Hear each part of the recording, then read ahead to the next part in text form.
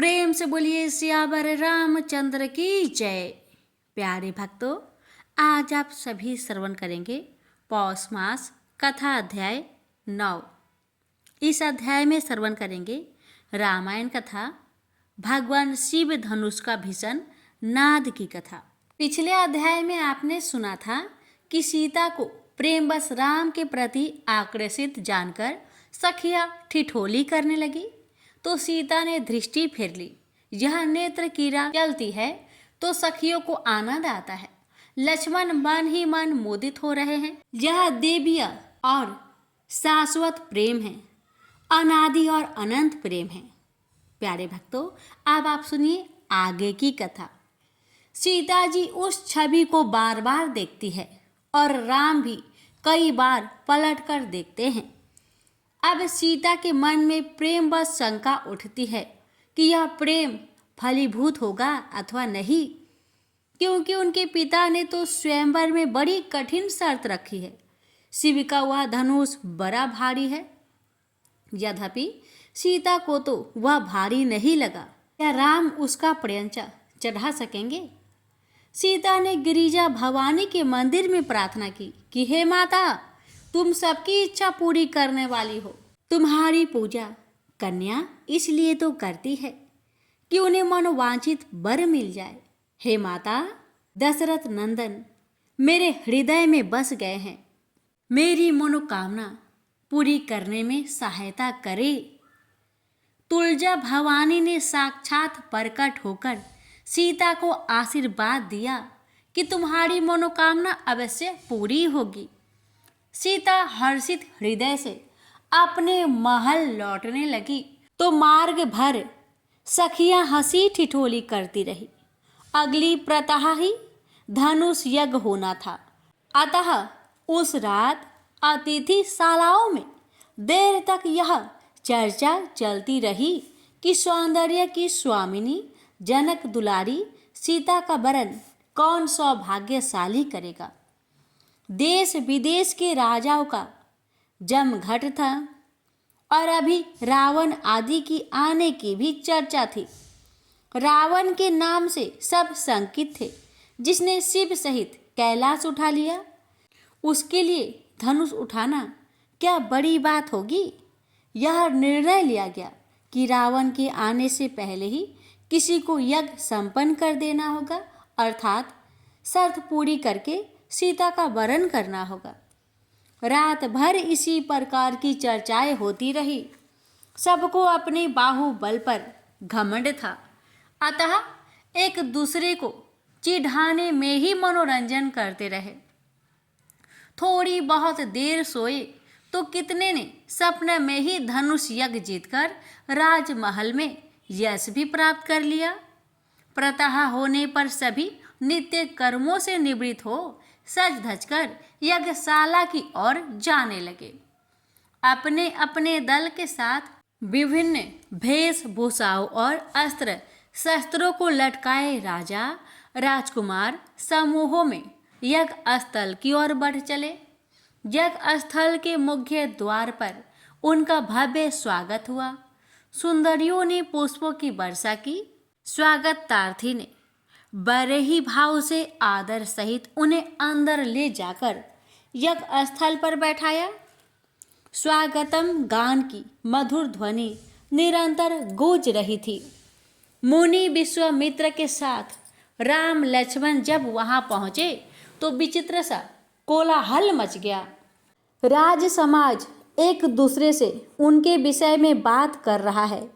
सिंह समान दोनों भाई उस राज समाज में ऐसे प्रतीत हो रहे थे जैसे तारागणों के बीच दो पूर्ण चंद्रमा हो। राज समाज एकत्र हो गया।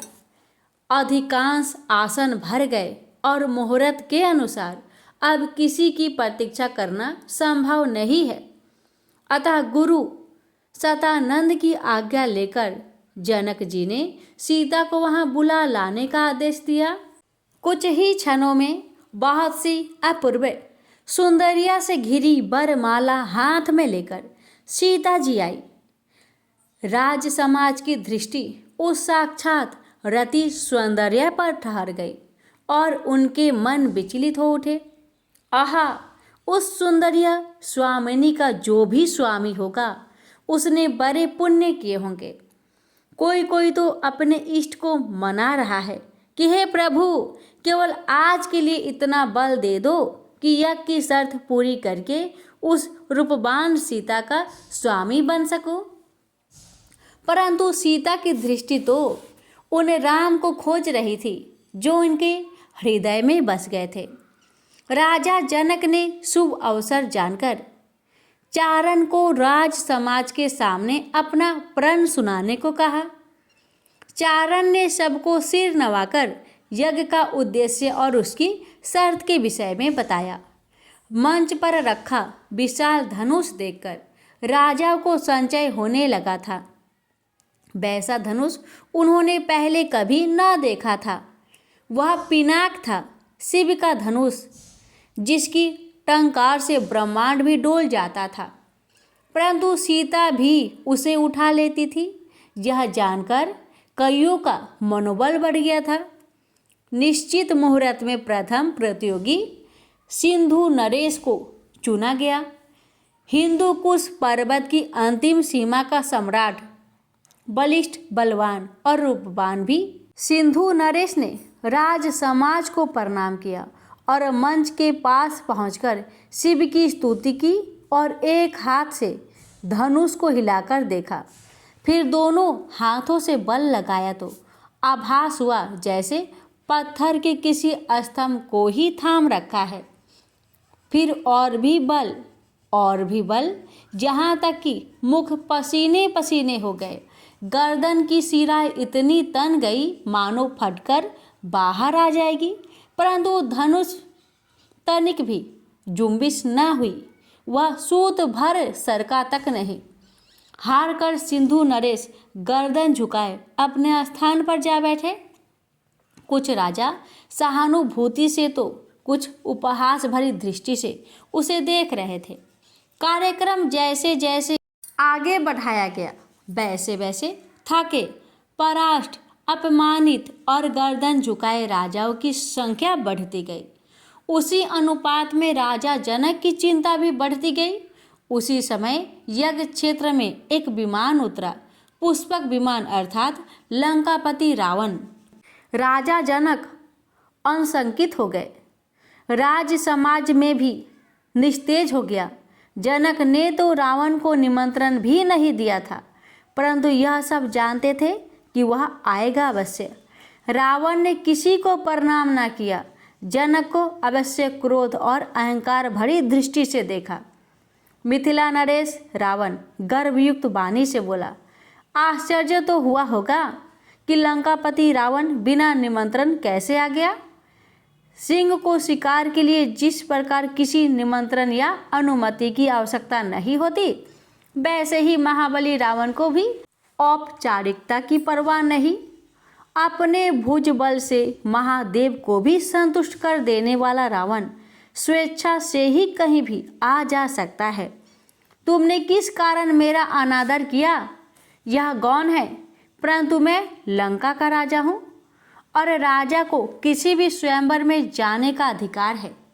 मैं उसी अधिकार से यहाँ आया हूँ और अब इस स्वयंवर की शर्त पूरी करके सीता को लंका भी ले जाऊंगा। शर्त पूर्ण होने के पश्चात यदि किसी ने मेरा मार्ग रोका तो वह ऐसा अपने काल वश ही करेगा। वैसे भी इन लटकी हुई गर्दन से मुझे संकेत मिल रहा है कि तुम्हारी निराशा बढ़ रही है। तुमने भी बाज से चिड़िया लड़ाने का काम किया है। यह महादेव का धनुष है, इसे रावण के अतिरिक्त और कोई भी हिला भी नहीं सकता। पर्यंचा चढ़ाना तो दूर की बात है, तुम्हारी इच्छा ना हो तो भी मैं तुम्हें सुख देने के लिए इस शर्त को पूर्ण करूँगा, क्योंकि इस राज समाज में तो मुझे कोई दिखाई नहीं देता कि इस शर्त को पूरी कर सके। अहंकार से भरे रावण के वचन सुनकर लक्ष्मण का मुख तमतमा उठा और वे उत्तर देना ही चाहते थे कि राम ने हाथ दबाकर उन्हें शांत किया। रावण मतवाले हाथी की भांति धनुष की ओर बढ़ा तो जनक सहित सीता भी विचलित हो गई। हे गिरिजा, कहीं यह राक्षस राज ही तो रावण का प्रतिशोध कौन करे? प्रतिशोध का अर्थ था उस अहंकारी रावण के क्रोध से युद्ध की स्थिति उत्पन्न करना। ऐसे शुभ अवसर पर अकारण रक्तपात होना उचित न था। इससे अच्छा तो प्रभु से विनती करना था। अतः जनक जी अपने इष्ट को स्मरण करने लगी और सीता गिरिजा भवानी को। रावण मंच के पास पहुंच गया और गर्वित दृष्टि से सभी राजाओं को इस प्रकार देखा मानो कह रहा हो कि यह धनुष तो क्या, इसके स्वामी को भी मैंने इन्हीं भुजाओं से कैलाश सहित भूमि से अधर कर दिया है। रावण ने एक हाथ से धनुष को पकड़ा और ऐसे सरका दिया जैसे धनुष उठ ही गया समझो। परंतु ये क्या, धनुष तो हिला तक नहीं और सभा में एक दबी सी हंसी की लहर दौड़ी। रावण ने आंखें ततेर कर देखा तो सब मौन हो गए।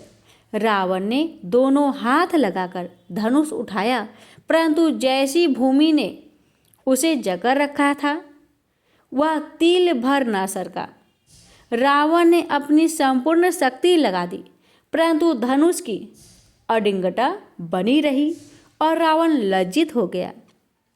उसका बल थक गया, परंतु उसका अभिमान अखंड था जो कभी न थकने वाला था। सीते, आज तो मैं जा रहा हूँ क्योंकि महादेव की यही इच्छा है, रावण ने गरज कर कहा। परंतु रावण एक दिन तुझे लंका अवश्य दिखाएगा, ये मेरी प्रतिज्ञा है। रावण चला गया और अपने पीछे एक सन्नाटा छोड़ गया। कई क्षण तक तो सभा स्थल पर ऐसी खामोशी छा गई कि लोग एक दूसरे की सांसों को सुन सकते थे। रावण के जाने के पश्चात तो किसी राजा का साहस नहीं हुआ कि धनुष की ओर ताके भी। बहुत देर तक यही स्थिति बनी रही। जब चारण ने राज समाज को स्मरण कराया कि वे लोग किस उद्देश्य से वहां आए हैं और किसकी वारी है, तो न चाहते हुए भी कुछ राजा धनुष के पास और गर्दन लटकाकर अपने स्थान पर आ बैठे। 2-4 के बाद कोई अपने स्थान से उठ ही नहीं सका। राजा जनक अस्तमन थे। राजाओं के उस विशाल समाज में ऐसा एक भी वीर न निकला जो उनके प्रण को पूरा कर सकता। उस धनुष को तो सीता बचपन में ही उठाए घूमती थी, स्वयं जनक भी उसे उठाते थे, परंतु आज क्या पृथ्वी ने उसे जकड़ लिया। रावण जैसा बाहुबली भी असफल हो गया था, तो क्या कोई यह शर्त पूरी न कर सकेगा? क्या सीता का विवाह न होगा और स्वयंवर अपूर्ण रह जाएगा? यह सोचते सोचते जनों को क्षोभ उत्पन्न हो गया। एक पिता का ऐसा क्रोध स्वाभाविक था। वे बोले, हे राजाओ, मैंने तो प्रण ठाना था। उसे सुनकर दूर द्वीपों से कीर्तिवान बलवान नरेश यहाँ पधारे, परंतु धनुष की डोरी चढ़ाना तो दूर, कोई उसे जौ भर अपने स्थान से हिला तक न सका। क्या वे वाल गाथाएं चारणों की बनाई स्तुति भर थी जो आज लोगों के विषय में सुनी गई? सिंधुराज नित्य सिंहों से मल्ल युद्ध करते हैं, मगधराज गजों से आज सबके बल विस्मृत हो गए। क्या पृथ्वी वीरों से रिक्त हो गई? अब कोई वीरता का अभिमानी रुष्ट ना हो। मैंने जान लिया कि ब्रह्मा ने सीता का विवाह लिखा ही नहीं। जिस धनुष से मेरी पुत्री धनुषी समझकर खेलती रही, मैं क्या जानता था कि वह इन वीरों पुरुष के लिए ब्रह्मांड से भी भारी हो जाएगा, अन्यथा मैं ऐसा प्रण ही ना लेता। राजा जनक के इन शब्दों ने झुकी गर्दनों को और भी झुका दिया, परंतु लक्ष्मण से यह न सहा गया। वे तमतमाकर खड़े हुए तो राम ने उनका हाथ दबाया, परंतु उन्होंने विनीत स्वर में राम से कहा, जिस समाज में रघुवंशियों में से कोई उपस्थित हो वहाँ ऐसी बात कोई नहीं कहता जैसी राजा जनक ने कही है। जब तक रघुकुल है वीरता अक्षुण्ण है आप मुझे आज्ञा दे तो यह धनुष क्या, मैं इसे इस मंच सहित पीसकर चूर्ण बना दूं। लक्ष्मण के इस क्रोध से कुछ राजाओं ने इसे किशोर अवस्था का अति विश्वास कहा तो राम ने लक्ष्मण को बैठने का संकेत किया। लक्ष्मण विवश होकर बैठ गए, जैसे अंधर ही अंदर सुलग रहा था। तब मुनि विश्वामित्र ने शुभ समय जानकर राम की ओर देखा और कहा, हे राम, उठो, इस शिव धनुष की प्रयंचा चढ़ाकर महाराज जनक का संताप हरो। राम ने गुरु की आज्ञा का पालन करने के लिए सिर झुकाया और मंच की ओर बढ़े। आकाश में देवतागण इस अद्भुत दृश्य को देखने के लिए एकत्रित हो गए। सीता का मुख कमल सा खिल गया, परंतु संचय भी था। राजा जनक को थोड़ी आशा बधी, परंतु पूर्ण रूपेण आश्वस्त नहीं थे। राज समाज को तो तनिक भी आशा न थी कि किशोर राम ऐसा कर सकेंगे। राम शांत गंभीर परंतु सिंह के समान चलकर मंच की ओर बढ़े। मंच के पास पहुंचकर उन्होंने भगवान शिव का स्मरण करते हुए अपने माता पिता व गुरु की वंदना की और सभी देवताओं की स्तुति भी की। जनकपुरी के निवासी भी ऐसे ही प्रार्थना कर रहे थे कि राम की उस धनुष की अडिंगता का मान भंग करे। राम ने एक बार राज समाज की ओर देखा और उन्हें धनुष की ओर हाथ बढ़ाते देख लक्ष्मण ने अंगूठे से भूमि को दबा लिया, ताकि धनुष टूटने के समय होने वाले भीषण नाद की तरंगे के टंकारे से वह पलट न जाए। राम ने एक ही हाथ से धनुष को मुट्ठी में जकड़ लिया और हल्का सा झटका देकर उसे उसके स्थान से ऊंचा उठा लिया। सीता की प्रसन्नता का तो वर्णन ही नहीं हो सकता और जनकपुर वासी भी हर्ष से भर उठे। जनक की कमर और गर्दन तन गई। राज समाज में मिश्रित प्रतिक्रियाएं होने लगी। राम के हाथों में हवा में उठा धनुष सभी को विस्मित कर रहा था। राम ने धनुष के एक सिरे को भूमि पर टिकाकर उसे पैर के अंगूठे से दबा लिया और हाथ बढ़ाकर डोरी पकड़कर दूसरे सिरे को नीचे की ओर दबाया। धनुष बहुत ही पुराना था, अतः चटक का भयंकर नाद करके बीच में से टूट गया। ऐसा भीषण नाद था कि सबके कान सुन्न हो गए। इस नाद का प्रभाव ब्रह्मांड भर पर पड़ा था। प्रेम से बोलिए सियावर रामचंद्र की जय। प्यारे भक्तों, आज की कथा यहीं पर समाप्त हुई। आगे की कथा अगली वीडियो में श्रवण करेंगे। रामायण की कथा सुनने के लिए हमारे चैनल को सब्सक्राइब करें। अब आइए प्यारे भक्तों, आज का दिन सोमवार का है, तो मैं आप सभी को सुनाने जा रही हूँ सोमवार भोलेनाथ की महापुण्य फल प्रदान करने वाली कथा। समुद्र के निकटवर्ती प्रदेश में एक बास्कल नामक ग्राम है, जहाँ वैदिक धर्म से विमुख महापापी द्विज निवास करते हैं। वे सब के सब बड़े दुष्ट हैं। उनका मन दूषित विषय भोगों में ही लगा रहता है। वे न तो देवताओं पर विश्वास करते हैं न भाग्य पर। वे सभी कुटिल वृत्ति वाले हैं। किसानी करते और भांति भांति के घातक अस्त्र शस्त्र रखते हैं। वे पर स्त्री गमन करने वाले और खल है। ज्ञान वैराग्य तथा सद्धर्म को बिल्कुल नहीं जानते हैं। वे सभी पशु बुद्धि वाले हैं और सदा दूषित बातों को सुनने में संलग्न रहते हैं। यहाँ के द्विज ऐसे हो, वहाँ के अन्य वर्णों के विषय में क्या कहा जाए। अन्य वर्णों के लोग भी उन्हीं की भांति कुत्सित विचार रखने वाले, स्वधर्म विमुख एवं खल है। वे सदा कुकर्म में लगे रहते और नित्य विषय भोगों में ही डूबे रहते हैं। वहाँ की सब स्त्रियां भी कुटिल स्वभाव की, स्वेच्छाचारिणी, पापासक्त, कुत्सित विचार वाली और वैभवचारिणी है। वे सद व्यवहार तथा सदाचार से सर्वथा शून्य है। कुंजनों के निवास स्थान उस बासकाल नामक ग्राम में किसी समय एक बिंदुक नामधारी ब्राह्मण रहा करता था। वह बड़ा अधम था।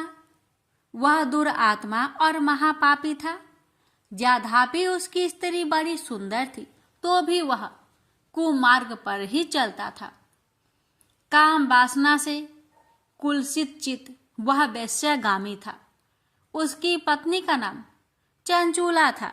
वह सदा उत्तम धर्म के पालन में लगी रहती थी तो भी उसे छोड़कर वह दुष्ट ब्राह्मण कामासक्त होकर वेश्यागामी हो गया था। इस तरह कुकर्म में लगे हुए उस बिंदु के बहुत वर्ष व्यतीत हो गए। उसकी स्त्री चंचुला काम से पीड़ित होने पर भी स्वधर्म नाश के भय से कलेश सहकर भी दीर्घ काल तक धर्म से भ्रष्ट नहीं हुई, परंतु दुराचारी पति के आचरण से प्रभावित होने के कारण काम पीड़ित हो आगे चलकर वह स्त्री भी दुराचारणी हो गई। भ्रष्ट चरित्र वाली वह कुमार्गिनी अपने पति की दृष्टि बचाकर रात्रि में चोरी छिपे अन्य पापी जार पुरुष के साथ रमन करने लगी। एक बार उस ब्राह्मण ने अपनी उस दुराचारणी पत्नी चंचूला को कामासक्त हो पर पुरुष के साथ रात्रि में संगर्गत देख लिया। उस दुष्ट तथा दुराचार में आसक्त मन वाली पत्नी को रात में पर पुरुष के साथ व्यभिचारत देखकर वह क्रोध पूर्वक वेग से दौड़ा। उस दुष्ट बिंदु को घर में आया जानकर वह कपटी व्यभिचारी तेजी से भाग गया। तब वह दुष्ट आत्मा बिंदुक अपनी पत्नी को पकड़कर उसे डांटता हुआ मुक्कों से बार बार पीटने लगा। वह व्यभिचारिणी दुष्टा नारी चंचुला पीटी जाने पर कुपित होकर निर्भयता पूर्वक अपने दुष्ट पति बिंदुक से कहने लगी, मुझे पति परायणा युवती पत्नी को छोड़कर आप कुबुद्धि बस प्रतिदिन वैश्य के साथ इच्छा अनुसार रमन करते हैं। आप ही बताए कि रूपवती तथा कामासक्त चित्त वाली मुझ युवती की पति संग सर्ग के बिना क्या गति होती होगी। मैं अत्यंत सुंदर हूँ तथा नव यौवन से उन्मत्त हूँ। आपके सत्संग के बिना व्यतीत चित्त वाली मैं कामजन्य दुख को कैसे सह सकती हूँ। उस स्त्री के इस प्रकार कहने पर वह मूर्ख बुद्धि मूर्ख ब्राह्मण धम स्वधर्म विमुख दुष्ट पापी बिंदु कहने लगा, काम से व्याकुल चित होकर तुमने यह सत्य ही कहा है। हे प्रिय, तुम भय त्याग दो और मैं जो तुमसे हित की बात कहता हूँ उसे सुनो। तुम निर्भय होकर नित्य पर पुरुष के साथ संग सर्ग करो। उन्हें संतुष्ट करके उनसे धन खींचो। वह सारा धन वैश्य के प्रति आसक्त मन वाले मुझको दे दिया करो। इससे तुम्हारा और मेरा दोनों का ही स्वार्थ सिद्ध हो जाएगा। पति का यह वचन सुनकर उसकी पत्नी चंचुला प्रसन्न होकर उसकी कही बात मान ली। उन दोनों दुराचारी पति पत्नी ने इस प्रकार समझौता कर लिया तथा वे दोनों निर्भय चित्त से कुकर्म में लीन हो गए। इस तरह दुराचार में डूबे हुए उन मूढ़ चित्त वाले पति पत्नी का बहुत सा समय व्यर्थ बीत गया। तदंतर क्षुद्र जातीय वैश्य का पति बना हुआ वह दूषित बुद्धि वाला दुष्ट ब्राह्मण बिंदुक समय अनुसार मृत्यु को प्राप्त हो नरक में जा पड़ा। बहुत दिनों तक नरक के दुख को भोगकर वह मूर्ख बुद्धि पापी विंध्या पर्वत पर भयंकर पिचास हुआ। इधर उस दुराचारी पति बिंदु के पति मर जाने पर वह मूढ़ हृदय चंचला बहुत समय तक पुत्र के साथ अपने घर में ही रही। इस प्रकार प्रेम पूर्वक कामासक्त होकर जारों के साथ विहार करती हुई उस चंचुला नामक स्त्री कुछ यौवन समय के साथ ढलने लगा। एक दिन देव योग से किसी पुण्य वर्ग के आने पर वह स्त्री भाई बंधुओं के साथ गोकर्ण क्षेत्र में गई। तीर्थ यात्रियों के संग से उसने भी उस समय जाकर किसी तीर्थ के जल में स्नान किया।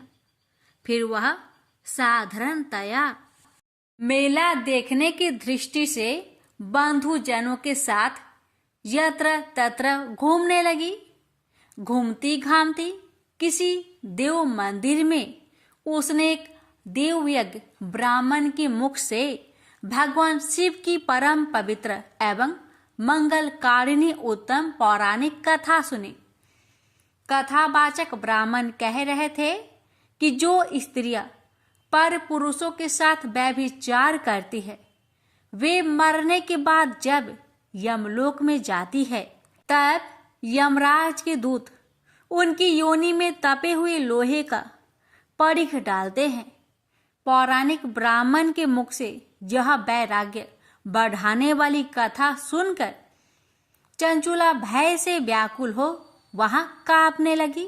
जब कथा समाप्त हुआ और लोग वहां से बाहर चले गए, तब वह भयभीत नारी एकांत में शिव पुराण की कथा बाँचने वाले उन ब्राह्मण से कहने लगी, हे ब्राह्मण, मैं अपने धर्म को नहीं जानती थी, इसलिए मेरे द्वारा बड़ा दुराचार हुआ है। स्वामीन, इसे सुनकर मेरे ऊपर अनुपम कृपा करके आप मेरा उद्धार कीजिए। हे प्रभु, मैंने मूर्ख बुद्धि के कारण घोर पाप किया है। मैंने कामंद होकर अपनी संपूर्ण युवा अवस्था व्यभिचार में बिताई है। आज वैराग्य रस से ओतप्रोत आपके इस प्रवचन को सुनकर मुझे बड़ा भय लग रहा है। मैं कांप उठी हूं और मुझे इस संसार से वैराग्य हो गया है। मुझ मूर्ख चीत वाली पापनी को धिक्कार है। मैं सर्वथा निंदकों के योग हूं।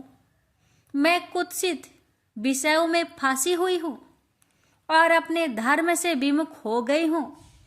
थोड़े से सुख के लिए अपने हित का नाश करने वाले तथा भयंकर कष्ट देने वाले घोर पाप मैंने अनजाने में ही कर डाले हैं।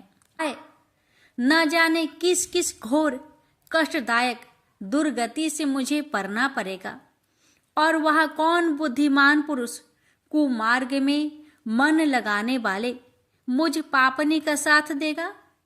मृत्यु काल में उस भयंकर यम दूतों को मैं कैसे देखूंगी, जब वे बलपूर्वक मेरे गले में फंदे डालकर मुझे बांधेंगे, तब मैं कैसे धीरज धारण कर सकूंगी। नरक में जब मेरे शरीर के टुकड़े टुकड़े किए जाएंगे, उस समय विशेष दुख देने वाली उस महायातना को मैं कैसे सह सकूंगी। दुख और शोक से ग्रास्त होकर मैं दिन में सहज इंद्रिय व्यापार और रात्रि में नींद कैसे प्राप्त कर सकूंगी।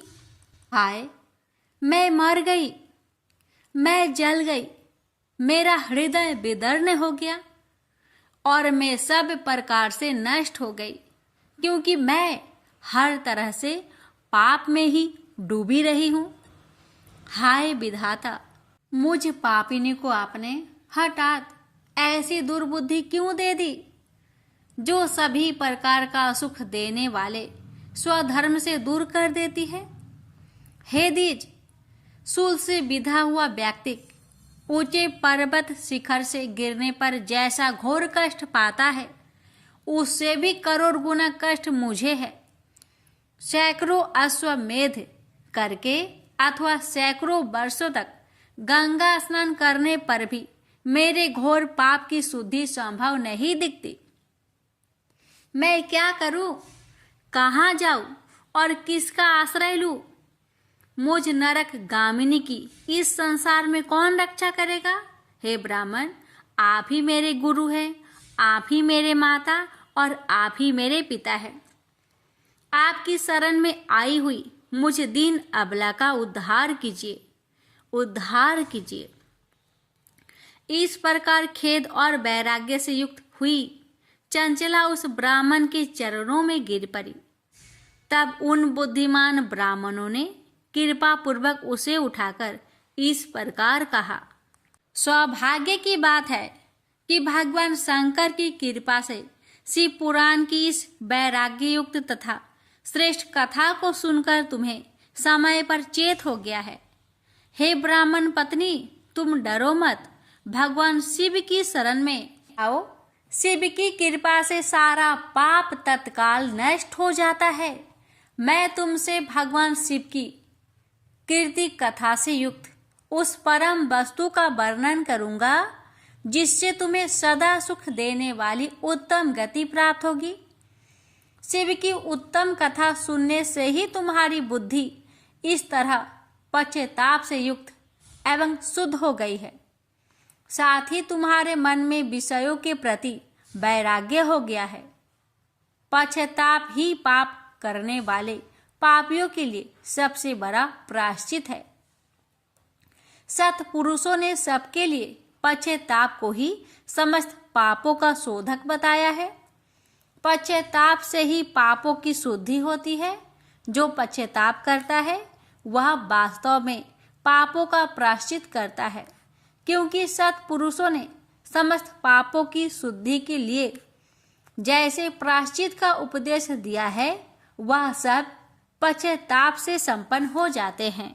जो पुरुष विधि पूर्वक प्रायश्चित करके निर्भय हो जाते हैं पर अपने कुकर्म के लिए पश्चाताप नहीं करता, उसे प्राय उत्तम गति नहीं प्राप्त होती।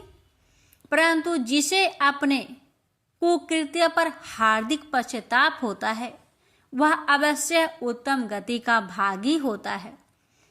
इसमें संशय नहीं है। इस शिव पुराण की कथा सुनने से जैसे चित्त शुद्धि होती है वैसे दूसरे उपाय से नहीं होती। जैसे दर्पण साफ करने पर निर्मल हो जाता है, उसी प्रकार इस शिव पुराण की कथा से चित्त अत्यंत शुद्ध हो जाता है। इसमें संशय नहीं है। मनुष्य के शुद्ध चित्त में जगदम्बा पार्वती सहित भगवान शिव विराजमान रहते हैं। इससे वह विशुद्ध आत्मा पुरुष श्री सांब सदा शिव के परम पद को प्राप्त होता है। इस प्रकार यह कथा रूपी साधन सभी प्राणियों के लिए उपकारी है और इसी कारण महादेव जी ने इसको आग्रह पूर्वक प्रकट किया है। इस कथा से भगवान उमापति का ध्यान सिद्ध हो जाता है। उस ध्यान से परम ज्ञान और उससे मोक्ष की प्राप्ति निश्चय ही होती है। भगवान शंकर के ध्यान मग्न हुए बिना भी यदि कोई इस कथा को मात्र सुनता है, वह दूसरे जन्म में भगवान के ध्यान को सिद्ध कर परम पद को पा लेता है। इस कथा के श्रवण से भगवान शंकर के ध्यान को प्राप्त कर पश्चाताप करने वाले पापी पुरुष सिद्धि को प्राप्त हो गए हैं। इस उत्तम कथा का श्रवण समस्त मनुष्यों के लिए कल्याण का बीज है, अतः यथोचित शास्त्रोक्त मार्ग से इसकी आराधना अथवा सेवा करनी चाहिए। यह कथा श्रवण भाव बंधन रूपी रोगों का नाश करने वाला है। भगवान शिव की कथा को सुनकर फिर अपने हृदय में उनका मनन एवं निधि ध्यानासन करने से पूर्णतया चित्त शुद्धि हो जाती है। चित्त शुद्धि होने से महेश्वर की भक्ति अपने दोनों पुत्र ज्ञान और वैराग्य के साथ निश्चय ही प्रकट होती है। तत्पश्चात महेश्वर के अनुग्रह से दिव्य मुक्ति प्राप्त होती है। इसमें संशय नहीं। जो शिव भक्ति से वंचित है उसे पशु समझना चाहिए, क्योंकि उसका चित्त माया के बंधन में आसक्त है। वह निश्चय ही संसार बंधन से मुक्त नहीं हो पाता। हे ब्राह्मण पत्नी, इसलिए तुम विषयों से मन को हटा लो और भक्ति भाव से भगवान शंकर की इस परम पावन कथा को सुनो। परमात्मा शंकर की इस कथा को सुनने से तुम्हारे चित्त की शुद्धि होगी और उसमें तुम्हें मोक्ष की प्राप्ति हो जाएगी। निर्मल चित्त से भगवान शिव के चरण रविंदु का चिंतन करने वाले की एक ही जन्म में मुक्ति हो जाती है, यह मैं तुमसे सत्य कहता हूँ। इतना कहकर वे श्रेष्ठ शिव भक्त ब्राह्मण मौन हो गए। उनका हृदय करुणा से आर्द्र हो गया था। वे शुद्ध चित्त महात्मा भगवान शिव के ध्यान में मग्न हो गए। तदंतर बिंदु की पत्नी चंचुला मन ही मन प्रसन्न हो उठी। ब्राह्मण का उक्त उपदेश सुनकर उसके नेत्रों में आनंद के आंसू छलक आए थे। वह ब्राह्मण पत्नी चंचुला हर्षित हृदय से उन श्रेष्ठ ब्राह्मण के चरणों में गिर पड़ी और हाथ जोड़कर बोली, मैं कृतार्थ हो गई। तत्पश्चात उठकर वैराग्य युक्त तथा उत्तम बुद्धि वाली वह स्त्री जो अपने पापों के कारण आतंकित थी, उन महान शिव भक्त ब्राह्मण से हाथ जोड़कर गदगद वाणी में कहने लगी, हे ब्राह्मण, शिव भक्तों में श्रेष्ठ, हे स्वामीन, आप धन्य हैं, परमार्थदर्शी हैं और सदा परोपकार करने में लगे रहते हैं, इसलिए आप श्रेष्ठ साधु पुरुष में प्रशंसा की योग है। हे साधो, मैं नरक के समुद्र में गिर रही हूँ, आप मेरा उद्धार कीजिए, उद्धार कीजिए। पौराणिक अर्थ तत्व से संपन्न जिस सुंदर सी पुराण की कथा को सुनकर मेरे मन में संपूर्ण विषय से वैराग्य उत्पन्न हो गया, उसी इस शिव पुराण को सुनने के लिए इस समय मेरे मन में बड़ी श्रद्धा हो रही है। ऐसा कहकर हाथ जोड़कर उनका अनुग्रह पाकर चंचुला उस शिव पुराण की कथा के सुनने की इच्छा मन में लिए उन ब्राह्मण देवता की सेवा में तत्पर हो वहां रहने लगी। तदंतर शिव भक्तों में श्रेष्ठ और शुद्ध बुद्धि वाले उन ब्राह्मण देवता ने उसी स्थान पर उस स्त्री को शिव पुराण की उत्तम कथा सुनाई। इस प्रकार उस गोकर्ण नामक महाक्षेत्र में उन्हीं श्रेष्ठ ब्राह्मण से उसने शिव पुराण की वह परम उत्तम कथा सुनी, जो भक्ति, ज्ञान और वैराग्य को बढ़ाने वाली तथा मुक्ति देने वाली है। उस परम उत्तम कथा को सुनकर वह ब्राह्मण पत्नी अत्यंत कृतार्थ हो गई। जब सद्गुरु की कृपा से उसका चित्त शीघ्र ही शुद्ध हो गया, भगवान शिव के अनुग्रह से उसके हृदय में शिव के स्वगुण रूप का चिंतन होने लगा। इस प्रकार सद्गुरु का आश्रय लेकर उसने भगवान शिव में लगी रहने वाली उत्तम बुद्धि पाकर शिव के सच्चिदानंदमय स्वरूप का बारंबार चिंतन आरंभ किया। वह प्रतिदिन तीर्थ के जल में स्नान करके जटा और वल्कल धारण करने लगी तथा समूची देह में भस्म लगाकर रुद्राक्ष के आभूषण धारण करने लगी। वह भगवान शिव के नाम जप में लगी रहती थी। संयमती वाणी और अल्पाहार करते हुए गुरु के बताए मार्ग से वह शिव जी को प्रसन्न करने लगी। इस प्रकार शंभु का उत्तम ध्यान करते हुए उस चंचुला का बहुत सा समय बीत गया। तत्पश्चात समय के पूर्ण होने पर भक्ति, ज्ञान और वैराग्य से युक्त हुई चंचुला ने अपने शरीर को बिना किसी कष्ट के त्याग दिया।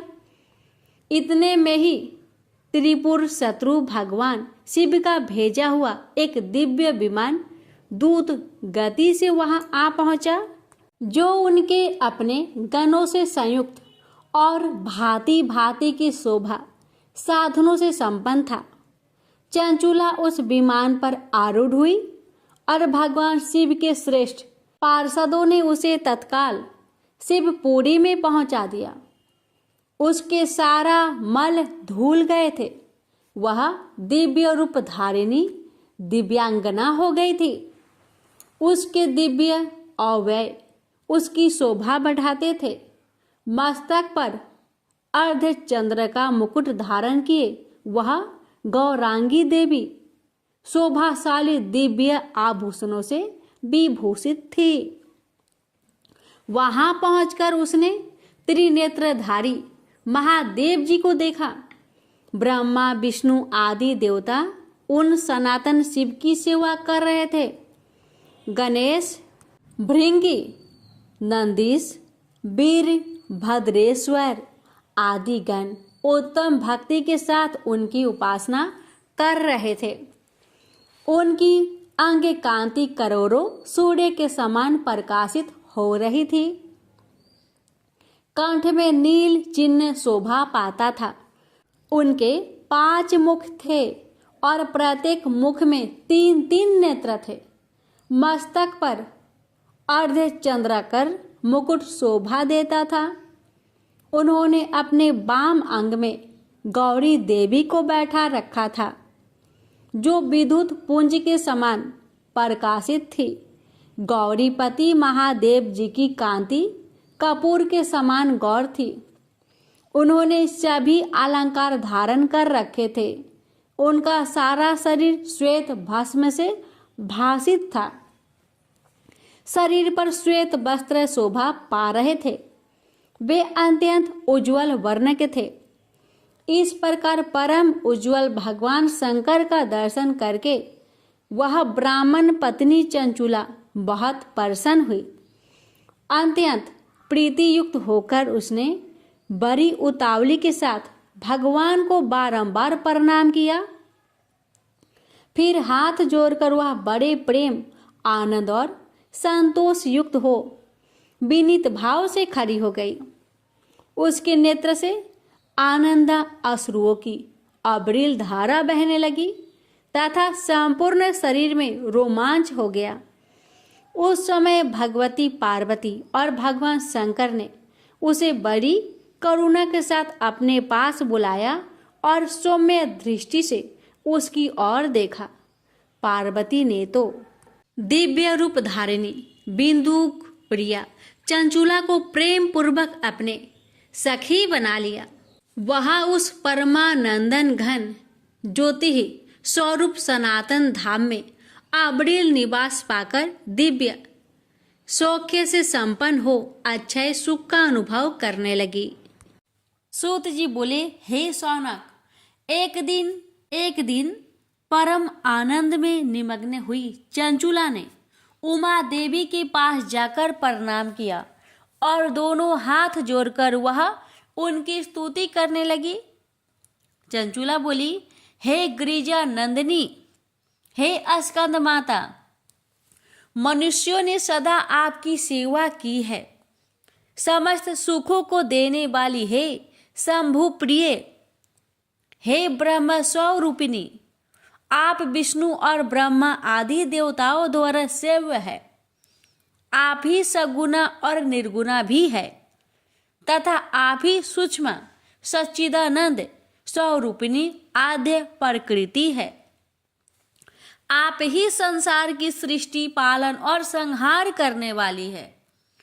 तीनों गुणों का आश्रय भी आप ही है। ब्रह्मा, विष्णु और महेश्वर, इन तीनों देवताओं का आवास स्थान तथा उनकी उत्तम प्रतिष्ठा करने वाली पराशक्ति आप ही है। चंचुला इस प्रकार महेश्वर पत्नी उमा की स्तुति करके सिर झुकाए चुप हो गई। उसके नेत्रों में प्रेम के आंसू उमड़ आए थे। तब करुणा से भरी हुई शंकर प्रिया भक्त वत्सला पार्वती देवी चंचुला को संबोधित करके बड़े प्रेम से इस प्रकार कहने लगी, हे सखी चंचुले, हे सुंदरी, मैं तुम्हारी की हुई इस स्तुति से बहुत प्रसन्न हूँ। बोलो, क्या वर मांगती हो? तुम्हारे लिए मुझे कुछ भी आदाय नहीं है। पार्वती जी के इस प्रकार कहने पर चंचुला उन्हें प्रणाम करके दोनों हाथ जोड़कर नतमस्तक हो प्रेम पूर्वक पूछने लगी, हे निष्पापी गिरिजा कुमारी, मेरे पति बिंदुक इस समय कहाँ है? उसकी कैसी गति हुई है यह मैं नहीं जानती। कल्याणमयी दिन वत्सले, मैं आपके उन पति देव से जिस प्रकार संयुक्त हो सकूं, कृपा करके वैसा ही उपाय कीजिए। हे महेश्वरी, हे महादेवी, मेरे पति एक क्षुद्र जातीय वैश्या के प्रति आसक्त थे और पापों में ही डूबे रहते थे। उनकी मृत्यु मुझसे पहले ही हो गई थी। वे न जाने किस गति को प्राप्त हुए हैं। चंचूला के यह वचन सुनकर नीति बत्सला हिमालय पुत्री देवी पार्वती ने अत्यंत प्रेम पूर्वक उत्तर दिया, तुम्हारा बिंदुक नाम वाला पति बड़ा पापी था। उसका अंतःकरण बड़ा ही दूषित था। वैश्या का उपभोग करने वाला वह महामूर्ख मरने के बाद नरक में पड़ा है। अनगिनत वर्षों तक नरक में नाना प्रकार के दुख भोगकर वह पाप आत्मा अपने शेष पाप को भोगने के लिए विंध्य पर्वत पर पिशाच बना हुआ है। इस समय वह पिशाच की अवस्था में ही है और नाना प्रकार के कलेश उठा रहा है। वह दुष्ट वही वायु पीकर रहता है और सदा सब प्रकार के कष्ट सहता है। गौरी देवी की यह बात सुनकर उत्तम व्रत का पालन करने वाली वह चंचूला उस समय पति के महान दुख से दुखी हो गई। फिर मन को स्थिर करके उस ब्राह्मण पत्नी ने व्यवस्थित हृदय से महेश्वरी को प्रणाम करके पुनः पूछा, हे महेश्वरी, हे महादेवी, मुझ पर कृपा कीजिए और दूषित कर्म करने वाले मेरे उस दुष्ट पति का अब उद्धार कीजिए। हे देवी, कुत्सित बुद्धि वाले मेरे उस पापात्मा पति को किस उपाय से उत्तम गति प्राप्त हो सकती है, यह शीघ्र बतलाइए, आपको नमस्कार है। उसकी यह बात सुनकर भक्त वत्सला पार्वती जी अपने सखी चंचूला से प्रसन्न होकर ऐसा कहने लगी, तुम्हारा पति यदि शिव पुराण की पुण्यमयी उत्तम कथा को सुने तो सारी दुर्गति को पार करके वह उत्तम गति का भागी हो सकता है।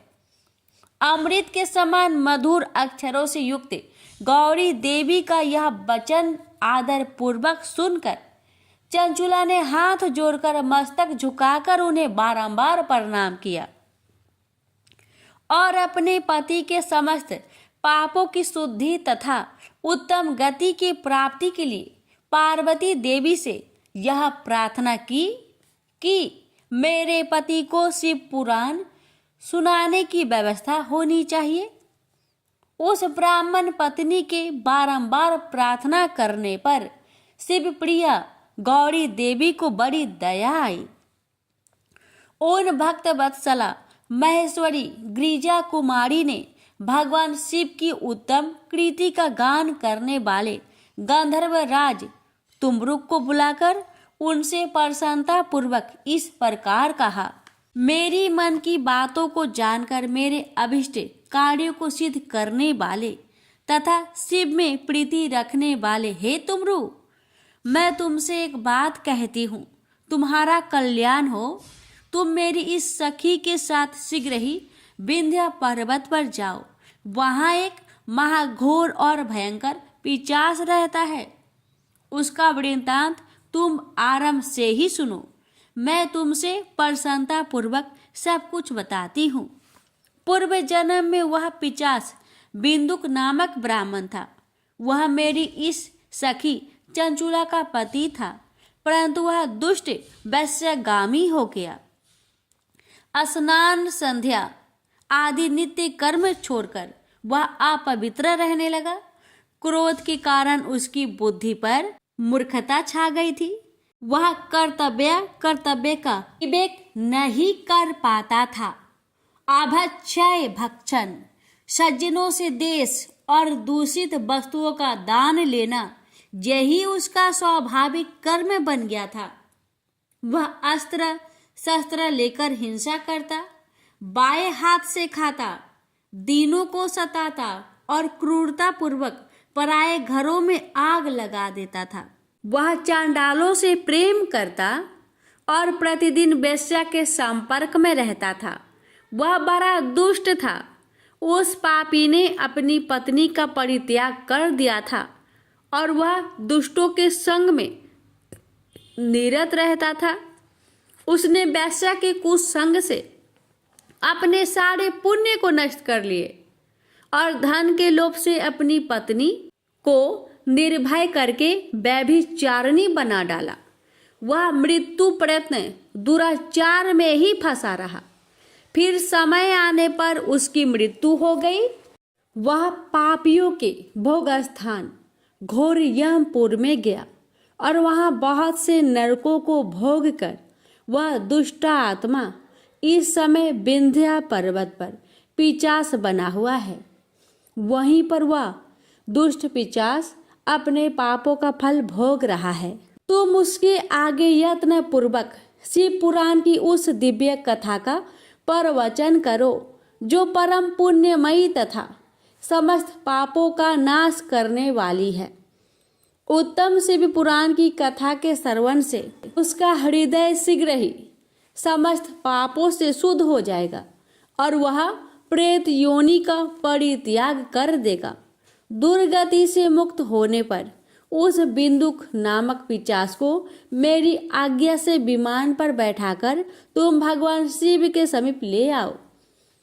महेश्वरी उमा के इस प्रकार आदेश देने पर गंधर्वराज तुमरु मन ही मन बड़े प्रसन्न हुए और उन्होंने अपने भाग्य की सराहना की। तत्पश्चात उस पिशाच की सती सावधि पत्नी चंचुला के साथ विमान पर बैठकर नारद के प्रिय मित्र तुमरु वेग पूर्वक विंध्याचल पर्वत पर गए जहाँ वह पिशाच रहता था। वहां उन्होंने उस पिशाच को देखा। उसका शरीर विशाल था और उसकी ठोड़ी बहुत बड़ी थी। वह कभी हंसता, कभी रोता और कभी उछलता था। उसकी आकृति बड़ी विकराल थी। भगवान शिव की उत्तम कृति का गान करने वाले महाबली तुमरु ने उस अत्यंत भयंकर पिशाच को बलपूर्वक पासों द्वारा बांध लिया। तदंतर तुमरु ने शिव पुराण की कथा बाचने का निश्चय करके महाउत्सव युक्त स्थान और मंडप आदि की रचना की। इतने में ही संपूर्ण लोकों में बड़ी वेग से यह प्रचार हो गया कि देवी पार्वती की आज्ञा से एक पिशाच का उद्धार करने के लिए शिव पुराण की उत्तम कथा सुनाने के लिए तुमरु विंध्य पर्वत पर गया है। तब तो उस कथा को सुनने के लोभ से बहुत से देवता और ऋषि भी शीघ्र ही वहां जा पहुंचे। आदर पूर्वक शिव पुराण सुनने के लिए आए हुए लोगों का उस पर्वत पर बड़ा अद्भुत और कल्याणकारी समाज जुट गया। तत्पश्चात तुमरु ने उस पिशाच को पासों से बांधकर आसन पर बैठाया और हाथों में वीणा लेकर गौरीपति की कथा का गान आरंभ किया। महात्म्य सहित पहली अर्थात प्रथम संहिता से लेकर 7वीं संहिता तक शिव पुराण की कथा का उन्होंने स्पष्ट वर्णन किया। 7 संहिता वाले शिव पुराण का आदर पूर्वक श्रवण करके वे सभी श्रोता पूर्णतः कृतार्थ हो गए। उस परम पुण्यमयी शिव पुराण को सुनकर उस पिशाच ने अपने सारे पापों को धोकर उस पैशाचिक शरीर को त्याग दिया। शीघ्र ही उसका रूप दिव्य हो गया। अंग कांति गौर वर्ण की हो गई। शरीर पर श्वेत वस्त्र तथा सब प्रकार के रोषोचित आभूषण उसके अंगों को उद्भासित करने लगा। वह त्रिनेत्रधारी चंद्रशेखर रूप हो गया। इस प्रकार दिव्य देहधारी होकर श्रीमान बिंदुक अपनी भार्या चंचुला के साथ स्वयं भी पार्वती पति भगवान शिव के दिव्य चरित्र का गुणगान करने लगा। उसकी स्त्री को इस प्रकार दिव्य रूप से सुशोभित देखकर वे सभी देवता और ऋषि बड़े विस्मित हुए। उनका चित्त परमानंद से परिपूर्ण हो गया। भगवान महेश्वर का वह अद्भुत चरित्र सुनकर वे सभी श्रोता परम कृतार्थ हो प्रेम पूर्वक श्री शिव का यशोगान करते हुए अपने अपने धाम को चले गए। दिव्य रूपधारी श्रीमान बिंदुक भी सुंदर विमान पर अपनी प्रियतमा के पास बैठकर सुखपूर्वक आकाश में स्थित हो परम शोभा पाने लगा। तदंतर महेश्वर के सुंदर एवं मनोहर गुणों का गान करता हुआ वह अपनी प्रियतमा तथा तुमरुक के साथ शीघ्र ही शिव धाम में जा पहुंचा। वहां भगवान महेश्वर तथा पार्वती देवी ने प्रसन्नता पूर्वक बिंदुक का बड़ा सत्कार किया और उसे अपना गण बना लिया। उसकी पत्नी चंचुला पार्वती जी की सखी हो गई। उस घनीभूत ज्योति स्वरूप परमानंदमयी सनातन धाम में अविचल निवास पाकर वे दोनों दाम्पति परम सुखी हो गए। यह उत्तम इतिहास मैंने आपको सुनाया, जो पापों को नाश करने वाला, उमा महेश्वर को आनंद देने वाला, अत्यंत पवित्र तथा उनमें भक्ति बढ़ाने वाला है। जो इसे भक्ति पूर्वक सुनता है अथवा एकाग्रचित होकर इसका पाठ करता है, वह अनेक सांसारिक सुखों को भोगकर अंत में मुक्ति प्राप्त करता है। प्रेम से बोलिए हर हर महादेव। माता पार्वती की जय।